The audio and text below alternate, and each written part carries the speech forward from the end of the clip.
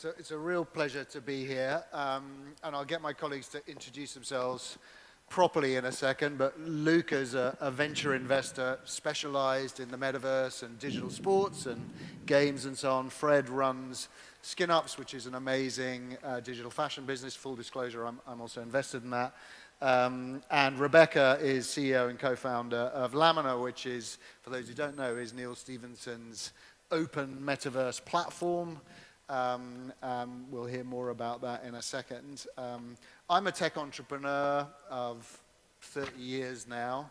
Did my first NASDAQ IPO in '96. I'm a Londoner. I went to the West Coast in California and then built a tech company in the 2000s that we IPO'd in London. We then took private in the great financial crisis. We then re-IPO'd in NASDAQ back in 2018, and I founded this venture fund which specializes in metaverse and spatial computing and games in 2018, and we've got almost 500 million under management now, so we do seed and early and later. But I'm also, as a Brit and a Londoner, a passionate lover of Italy and all things Italian, and I live some of the year here. And when I was a kid, I went to Tuscany a lot. So I'm really passionate about what we're doing here at Tech Italia. And all of my panel, we're going to talk about some of the intersection between what they do and Italy. I think before we start asking questions, I want us to pause for a moment. There was a panel earlier in Web3 Games that touched on the metaverse. And some of the statements there, I sort of agree with, saying that the metaverse is already here in things like Fortnite and so on. But I want to disagree with them for a moment. I want us to all look up at this ceiling, Tiepolo Workshop, above us, this extraordinary space. And let's imagine we're 20 years forward from now. It's 2043. We'll be very close to Kurzweil's singularity. But in that environment, we will all have thousands of nanomachines or millions of nanomachines in our bloodstream. We'll have smart contact lenses or genetically engineered eyeballs with digital overlays. And if I've been given the control button as the speaker and I'm an expert in Tiepolo, I can flick through different versions of this ceiling so you can see the original sketches, you can see different shapes and figures that he drew and then overpainted and so on and so forth. If we've all sort of opened up our career status, I can point my eyeball at somebody at the eyeball in the room, you can do that and know everything about our career history. Perhaps we're, got a dating status and that's all available as well. Some of the people in the room will be attending as avatars, dialed in from other parts of the planet. Probably one or two of the speakers on this panel will not be attending. And for the streets of Venice, which is famously over-touristed, there'll be hundreds of millions of people wandering those streets, but wandering them only digitally and not as avatars. So that's the metaverse that is going to get built. And that's not where we are today, and it doesn't exist yet. So this panel is about that future. We got a little taste of it in June with Apple and Apple Vision Pro. Those who've watched the Lex Friedman podcast with Mark Zuckerberg last Thursday, I think it was. There's some really amazing stuff about capturing humans. That's what we're going to be talking about today. So, Rebecca, you're, as far as is possible in this very new emerging space, a veteran of metaverse and spatial computing. I think you should tell your story and then tell everybody a bit about Lamina. Sure. So yeah, I started my career in the music business, actually, just as we were getting wildly disrupted by a bunch of young hackers who were maybe unintentionally resetting the value of music to zero just because they loved it and found a new way to share it with friends. I went into the film business just in time for them to go through the exact same catastrophe.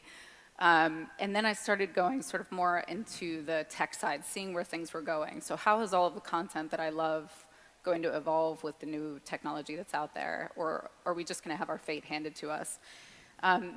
That led me to Silicon Valley, of course, and ended up going into positional tracking technology, decentralized technology, and then I ended up at Magic Leap, which is pretty renowned for building an augmented reality platform from the ground up in the swamps of Florida, raising $4.5 billion pre-revenue to build this full stack platform of AR far before the market was really there.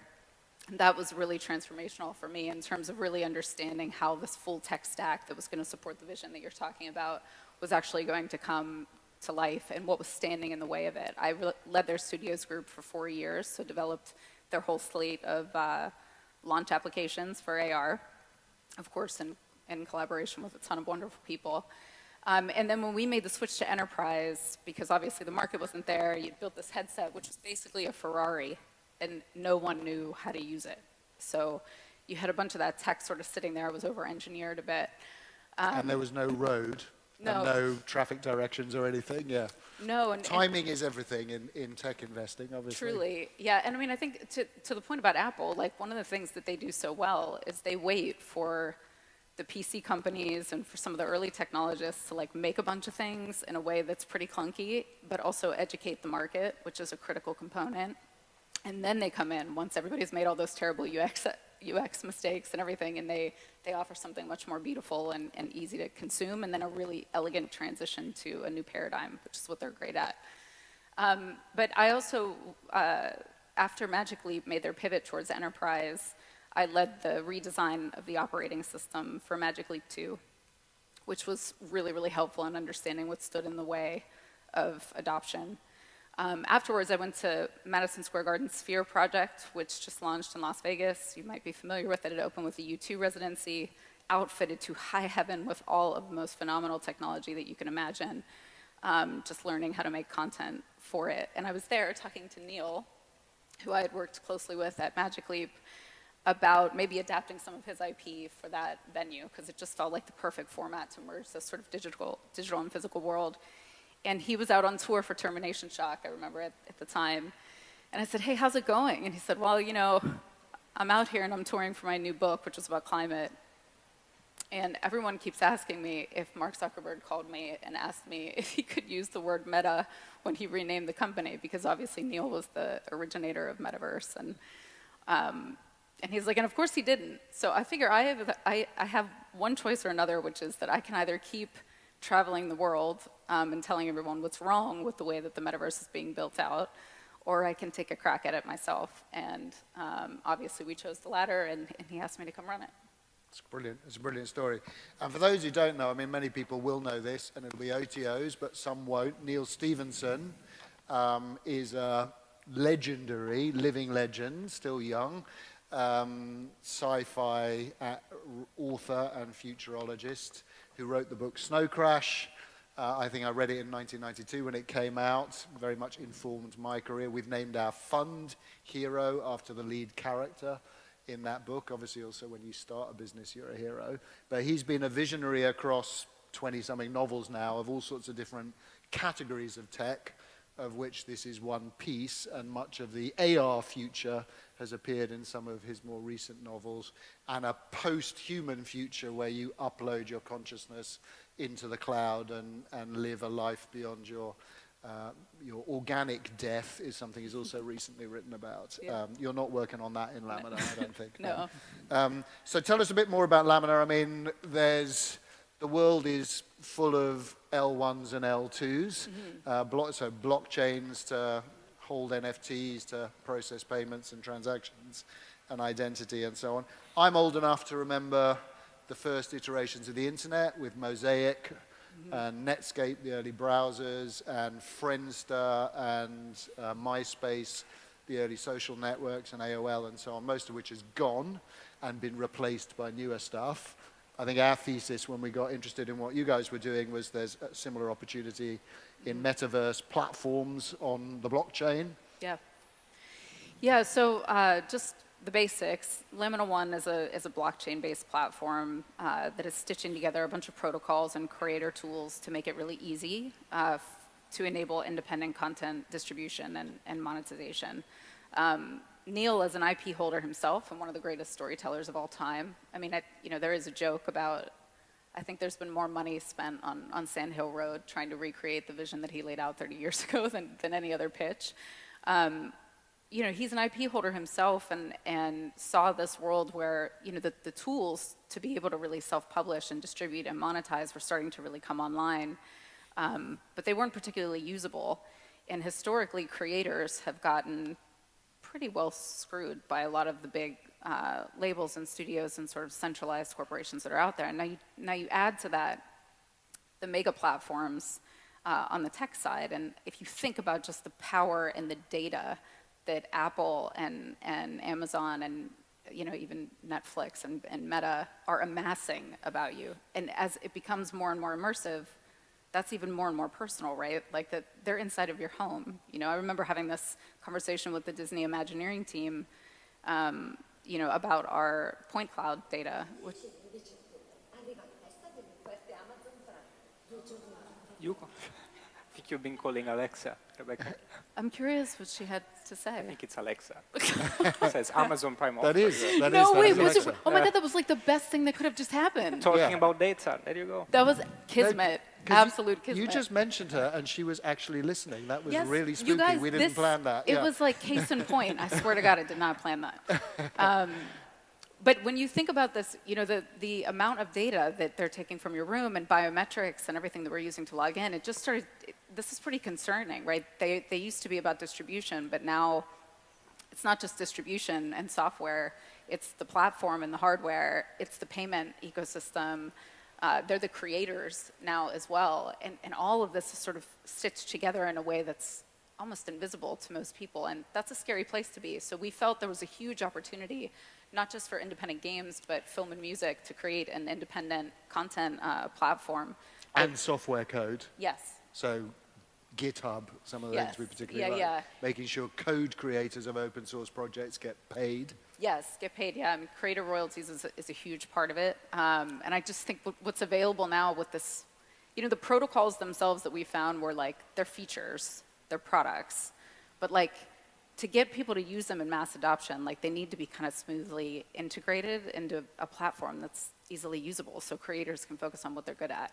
And we just need to build on the back of that, the smart contracts that can facilitate, payment and recognition and transaction details. Great. So Luca, you're a professional investor in Metaverse now, and Metaverse Things. You're also Italian from Puglia, so maybe tell people your journey and then talk a little bit about, now you are a very professional investor, what you look for in a good Metaverse investment. Sure. Innanzitutto vorrei dire, e ci tengo a farlo in italiano, che è sempre fantastico tornare in Italia a casa ed è un piacere essere qui. Let's switch to English. I see a few confused faces. Yes, I was born and raised in Puglia, which is a region in the south of Italy. For those who don't know, I lived in a lovely little town of less than 50,000 people, where family and family values are at the core of society. And then I moved to Bari, which is the main city there in Puglia, to study engineering at the Polytechnic University.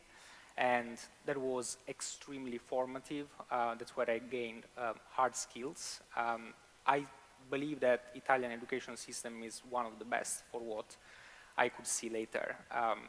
However, I was always curious about other cultures. I really wanted to confront myself with people with different backgrounds. And so once I graduated, back then, the obvious choice was to move to London.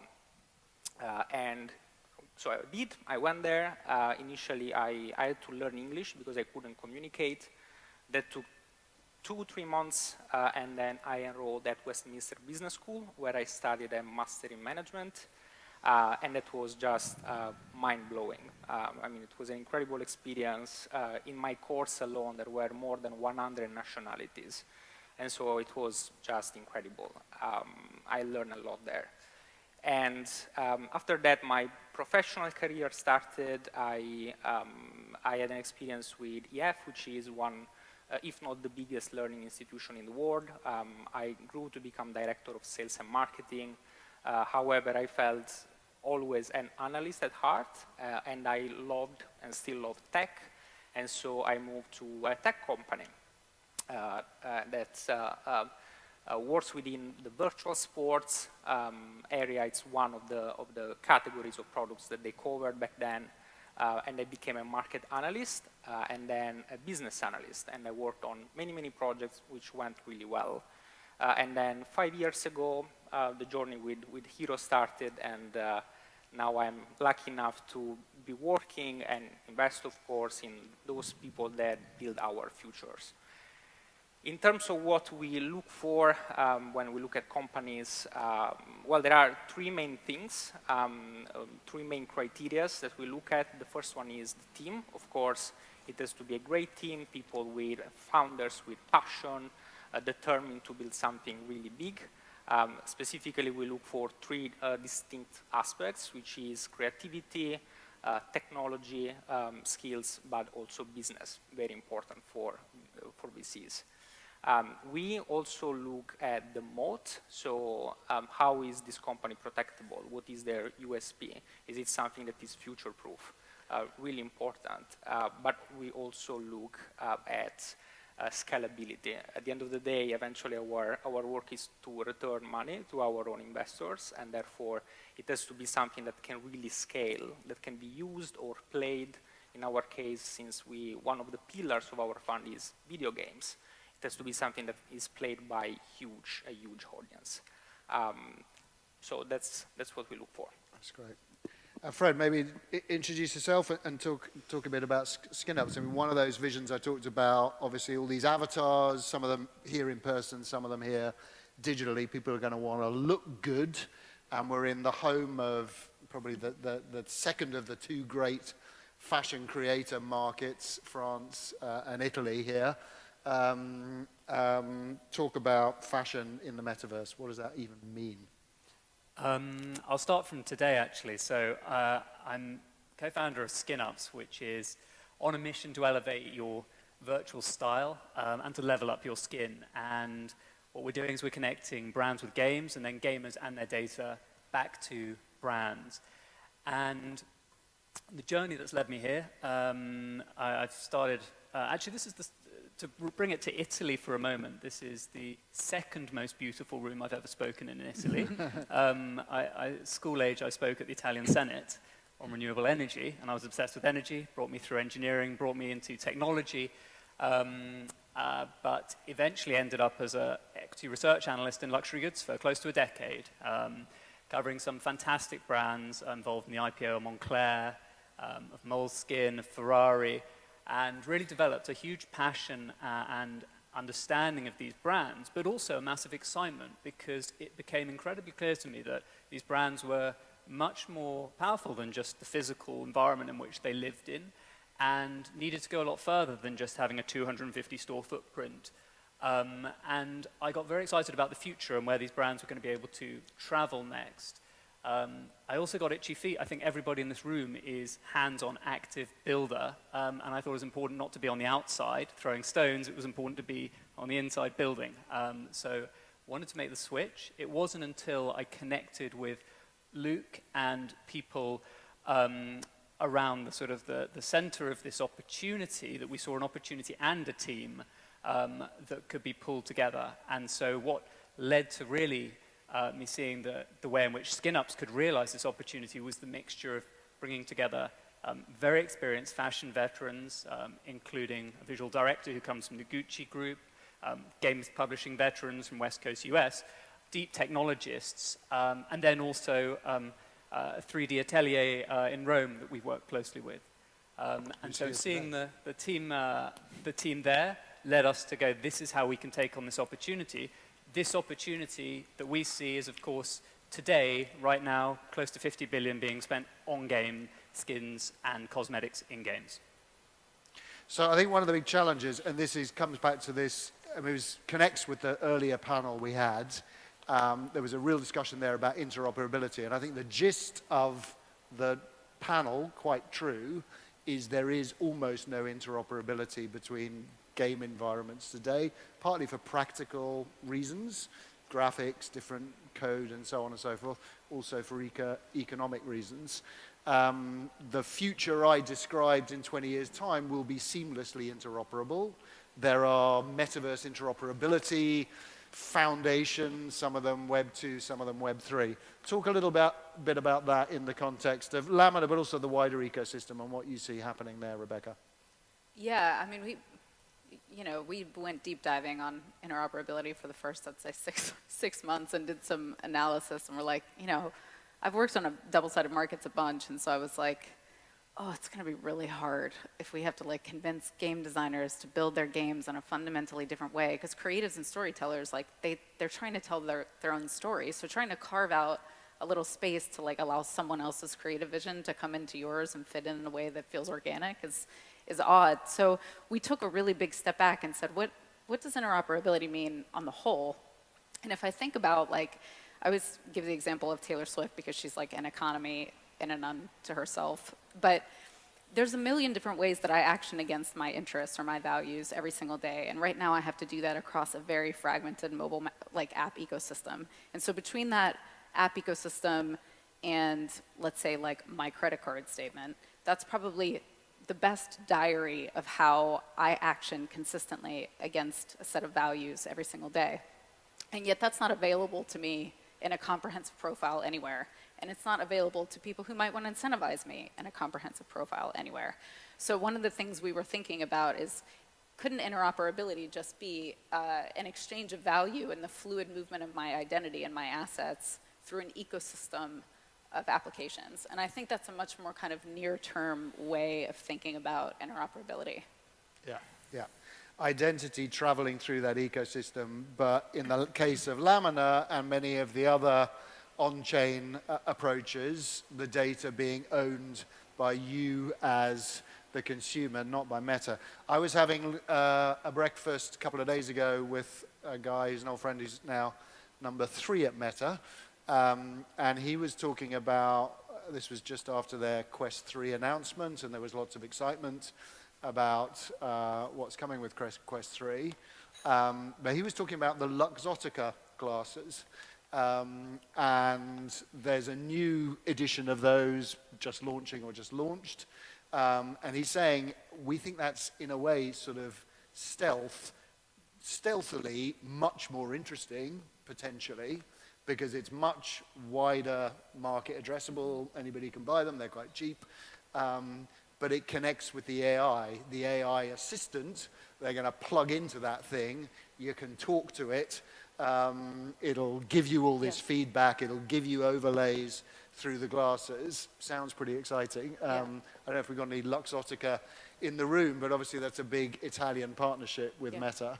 I think you're going to see that, like, AR will probably be, it'll come to life as more of an accessory at first with this combination of universal and practical appeal, and that intersection of physical and digital should be fluid. Yeah, we're totally going for that. So, I mean, Luca, I want you to talk a little bit about the Italian tech scene and what we've seen, because we've invested in Germany and Sweden, many investments in the US, Romania, UK, the Baltics, etc. We haven't yet invested in Italy. We'd love to.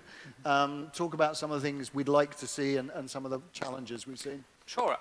Yes, we've been looking for investment in an Italian company for a long time now. I have to say there is an incredible talent in the country. Specifically, technical execution, I think it's just excellent. Especially when we compare to other countries where probably it's not that great, but they put it in a way that make you believe that it's better for some reason, but they can still sell it and commercialize it and so on and so forth.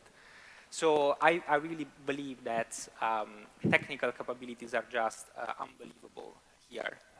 And going back to what I was saying earlier about the 3 points of business, technology, and creativity, I think Italy is fantastic with technology and creativity, and probably they need to work a little bit more on the business side, which, by the way, it's a challenge that many other countries in Europe face.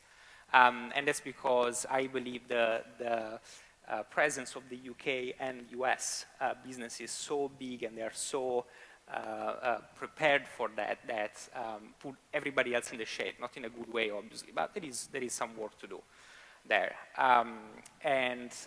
Yes, absolutely. We saw many video games. So just as a reminder, we do invest in video games, esports and streaming, and digital wellness, fitness, and digital sports. We have seen a lot within the VR, AR, mixed reality, creation of digital assets, video games. Obviously, here there is a milestone that I believe it's a lead for all the. And this is what we are looking for. I mean, there is a very strong base given also by the education and the background that these people have. But there is some work to be done, I believe. I think it's something Federico said earlier about you can build a global business from anywhere now, the miracle of cloud and all these technologies that we have available to us, but you've got to have the ambition to build a global business, and we haven't seen enough of that here. Yes. So finishing, and then we'll open up to a couple of quick questions. First Fred, then Rebecca. Give us a sort of vision for Metaverse 2033, 2035, sort of 10 years from now, maybe around fashion, maybe around the broader spatial computing theme. Okay, well, I won't go too broad here. I will stick very much to fashion. Don't give a toddler a gun. I think a few things. From a demand sort of standpoint, I think that as technology increases, you know, it's pretty obvious to us that you get to a point where you can have a really close emotional experience with a family member, a loved one in a different place. And that becomes incredibly important. And suddenly you're going to start to think about how you're presenting yourself. And your visual identity will become more important as you spend more time in these spaces. That's of course obvious. I think what's really interesting is we've got a generation growing up on Roblox, and at the moment they're still young and they're not spending enough money for a lot of the brands to focus on. But of course, you know, you've had Roblox at RDC about 3 weeks ago saying that over 10 million of their players change their outfit every single day in 2022. And of course, we know there have been over 1 billion transactions on Roblox, and these numbers are going to start to matter. And I think we have a generational shift coming through that's really, really important. At the same time, on the talent side, there are various reasons this will take some time, but ultimately, I think that this will become very ingrained because at the moment, a lot of the brands are working on how to build 3D into their entire pipeline, from prototyping through to virtual showrooming. And of course, once you've done that, you may as well start integrating that with a lot of technologies coming down the pipe as well. So I'm speaking first and foremost from a brand point of view because I think the marketing dollars and the mindset that comes from that really helps. And then, of course, the creator economy comes alongside that. So where does it end up? I don't think anyone can claim to know exactly what it will look like. But I think that you have a young generation, if you talk to anyone coming out of Central St. Martin's or Parsons at the moment, they're all thinking already, well, how do I make sure I'm ready for this future? How do I make sure I learn the skills to be ready here? I think what is very important, though, to say at this point, is that designing digital fashion is not the same as learning the skills of pattern cutting and everything else. And so there is going to have to be this coming together because ultimately we don't want the metaverse to sit so far away from the physical. We want to find the ways that physical links to virtual. Rebecca. Yeah, I think AR, like the form factor and the price will come down. The computing stack will get, you know, a lot tighter, and you'll start to see it around a lot more again. Like I think it'll hit mainstream as more of an accessory, but you'll start to see, and this is happening in France to some degree, that a lot of places with really rich cultural history are starting to do like digital twins of some of their establishments that are kind of at risk long term to encourage, you know, virtual tourism as well as like minting that on the blockchain to make sure that those are like the real versions of those buildings. Like for example, this is happening in France with a partner of ours called Mirror World, and they're doing it with, they do really high-end, high-fidelity photogrammetry plus CGI of like the Eiffel Tower and of parts of Paris, and you can kind of fly through parts of Paris and have this mixed-use world where it's not just a game and it's not just commerce, it's city-scale tourism, and that's sort of like living history. And you've done something similar with the Venice Film Festival that's happening, yeah. Yeah. I sit on the production and financing board for the Venice Film Festival for Immersive, and so I see a lot of what those people, you know, what those creators are working on. And they're pulling forward aspects that used to come much later in terms of how to finance projects really creatively, which is interesting, so they can retain their rights. So that's the last part. I think you'll see a lot greater emphasis as like AI becomes a much more integrated part of the stack on like ethics and regulation, and people, as a result, like wanting to make sure that they have ownership of their identity and verification of their identity, as well as like their assets that sit underneath. So I think it'll be those two things in tandem. As like this technology becomes much more available to mainstream, you're going to see the mainstream start to want to pay more attention to the ethics and the privacy aspect of things. Completely, completely. And I'll finish on one note that, I mean, all these things, all these tech problems in building this future vision, we're talking about the headset problems, the optics, the battery power, the compute efficiency, the stuff you can do in the cloud, the interoperability. They're really hard problems, but there's lots of very smart people working on solving different aspects of them.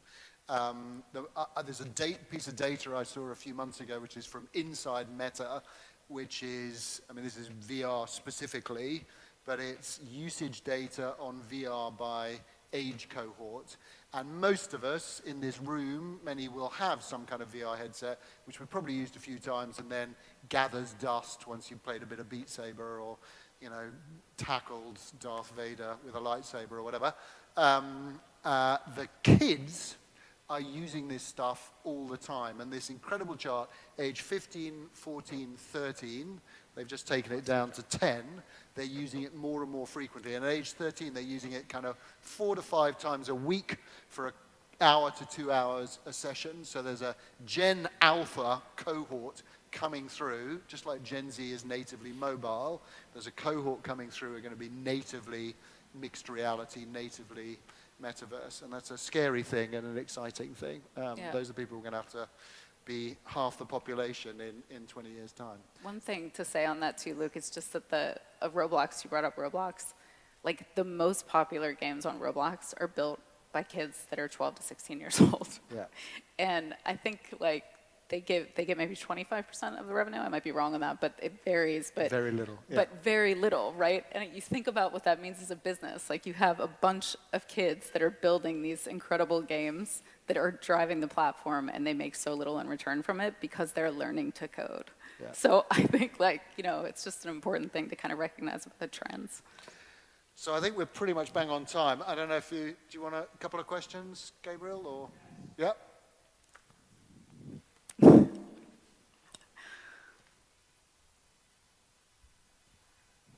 I'm obviously interested in the topic. So a lot of us started, in this industry thanks to Neil Stephenson, because we read his book. For me, it was actually RIMD and not Snow Crash when I started. RIMD is great. Yeah. But when I connect with this vision, I always connect with this idea that the metaverse or this digital reality is more about living a different life, So when I think of RIMD, it's T-Rain, the MMO that is supporting this whole story, or even in Snow Crash, it's not just a replication of our physical world in the digital one. So what is your view on that? Or should we go for it? Is the direction that we should go for, which is just to recreate every iconic places that we have in the physical world and make them digital, or should we really embrace this idea of creating something new where you can have a second existence, basically? We used to have, it's a really good question. We used to have this debate at Magic Leap all the time, which was like, okay, so we've built a platform fundamentally to enable an experience you could not have before now. And what we're doing is replicating real world physics. Like, like we were really like, well, if you don't have any of those, isn't the point that you don't have any of those rules anymore? So like, why do we keep going back to that? And I think the answer is probably that with new technology, like the way you transition people and the way people get their head around it is by accessing like the familiar, right? So I studied creative writing in school, and there was this phrase that like, you have to learn the rules, right, before you can break them. And I think part of it was like, okay, we've got this whole digital universe. How do we establish what the rules are so that we can then break it in a responsible way? Because part of the thing about these new technologies, especially the immersive ones like VR and AR and sort of large-scale location-based experiences, that like they do mess with the human senses, right? Like, I mean, VR is a screen that's right here. It's tricking your eyes into depth perception. There's vergence accommodation conflict. Like, there are real sort of issues related to human sensory things. So there's a need to be responsible with like the human body, even in immersive environments. So I think part of it is learning the rules of the environment, and then you'll see people really start to break it. And you see it a lot in concept art, but like you don't always see it in practical application, because like even for Magically, part of what we wanted to see was like scale, right? Like magnitude, like this majesty that made you feel really small. But you couldn't get there just because the FOV was so limited. I mean, people forget that Snow Crash is a very dystopian novel, right? These were, you know, and so is Ready Player Me. People are escaping into these virtual imaginary worlds because the real worlds they're living in are so broken and fractured, right? That's right. The Apple Vision Pro vision that we saw presented in June, and even now the Quest 3 stuff that we saw last week, is explicitly, I think, about mixed reality, because they're trying to say we're not going to disconnect people from the real world. But I think the real use case will be both of those things. You know, the biggest Apple use case that we're hearing from inside they're excited about is putting 1 billion people in the best seat in the World Cup final stadium, and we're all sitting in that seat with our chosen 2 friends either side of us and watching it, you know, and that's an amazing experience, and that's real and is live. But then a bunch of us are also going to go into Hearthstone or whatever it is, right, and mess around in imaginary worlds, or indeed your world. Yeah, the last thing I'll say about it is like the thing about Neil's vision was that it wasn't just about escapism. It was like, to your point, what you were escaping because of oppressive regimes and because of what had been taken from you, right? So it always was about the sort of challenge to corporate control. As tech started to become more and more, you know, available to the elite and sort of taking over the world, like it was always about the requirement of humans to be curious and to be courageous and taking over, you know, the ownership of themselves and making sure they had a future. And so the openness of it is a really important aspect. One more? Thank you. A question that keeps coming into my head is that we keep talking about something which is like 20, 30 years from now. But one of the difficulties I think most of us are having is understanding what's the next step, both from a hardware perspective and a software one. Maybe to just give an indication of the hardware one, I've tried most of the devices. The thing that I'm comfortable with is a simple thing from Bosch, right, which just does the audio. Whenever I would put something extra on top of it, it just seemed... 50 grams is supposedly the human test case. They got to be that light, right? So this is the first thing that seemed comfortable. It doesn't do AR, but it does sort of half of those things. Yeah. And again, sort of with the Magic Leaps and all of these sort of different devices, what is the next iteration? Not what we're going to see in 30 years. How do we get, you know, the next user in, and then the next user in terms of devices? I mean, I'll start with, I guess, my view, but this is why I say I think it's going to be adopted as an accessory first, as like the compute power has always been a big challenge there, and one of the reasons why the form factor is so heavy is the amount of technology you're squeezing in there, as well as like the battery pack and the extra compute that you need to run it at high fidelity. And so I think, like, it Magically, just as an example, like, over the course of 10 years, that thing went from taking over an entire room. I mean, it took up an entire room to within 10 years, by the time they released it in 2018, you know, it fitting on as a headset, and the iterations in between, like, it was just massive, like the amount of improvement that was being made, the leaps forward, no pun intended. But so I think like you're gonna see that, and maybe leveraging the phone as compute power as things start to get more mainstream in the near term. And on the blockchain side, I think like you're gonna, the UX improvements that are needed there is just, I can't even go into it, but you will start to see, there are some nearer term use cases with just people using it for non-traditional ways of fundraising. So like when we talk to film directors or something, it's like, okay, you created tremendous concept art for this film, and yet you're waiting on somebody to give you finishing funds. You can sell the concept art up front, and you can use that cash to then finish your project. And the same with game projects that have 3-year development timelines. You've already done the 3D art. You can create the assets first. You can sell them, give them provenance and history.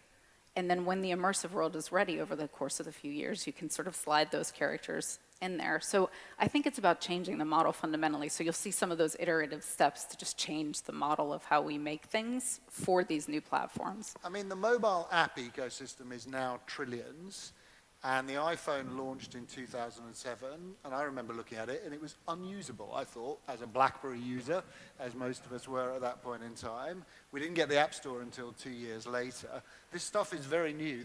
All of this is going to take the same kind of timeline, but you can make a lot of money and build some very big businesses along the front end of that curve, and as investors, obviously, that's what we're looking to do. These guys, as entrepreneurs, are building businesses, as are many of you in this room, in that space. I think it's a pretty good time to be building it. What was not a good time to be building it was the 4 prior VR and metaverse booms. The first VR headset was in 1986, Jaron Lanier, right? There was an Atari device in 2001. There was a big boom in 2016, 2017 about Oculus and Magic Leap. That was all too early, you know. Feels about right now.